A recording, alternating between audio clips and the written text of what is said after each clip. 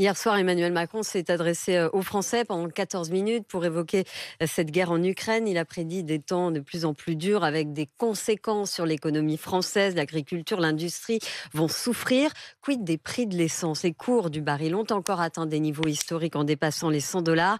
Et c'est une information RMC, les chauffeurs VTC et indépendants seront reçus lundi à Bercy car contrairement aux taxis, ils n'ont pas droit à un remboursement partiel des taxes. Nicolas Traîneau. Philippe nous conduit devant la station-service où il fait le plein habituellement, les yeux exorbités devant des prix aussi élevés. 2,14 ici, pour le 98, c'est de la folie. Sur un mois, ce chauffeur va devoir dépenser au moins 150 € de plus qu'avant pour continuer de rouler. Un budget conséquent pour ce père de famille qui se sent abandonné. Nous, on n'a pas encore eu de mesures d'aide, contrairement au taxi. Moi, je trouve ça pas correct du tout. J'ai le crédit sur la voiture, les assurances.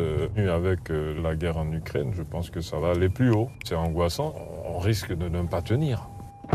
Après une manifestation la semaine dernière, les chauffeurs ont obtenu un rendez-vous à Bercy, prévu lundi. Brahim Ben Ali, à la tête de l'intersyndicale nationale des VTC, compte demander 200 € d'aide pour chaque chauffeur. Moi, ce que je propose aujourd'hui, c'est un chèque énergie, parce que il faut voir que les plateformes ne cessent de baisser leurs prix. Et en plus, avec la crise d'Ukraine aujourd'hui, quand on voit le prix qui ne cesse d'augmenter chaque jour, on se dit, mais ça va atteindre quel chiffre? Donc là, aujourd'hui, on demande au ministère des Finances de mettre une solution en urgence tout de suite. Il appellera de nouveau à manifester si la demande n'est pas entendue.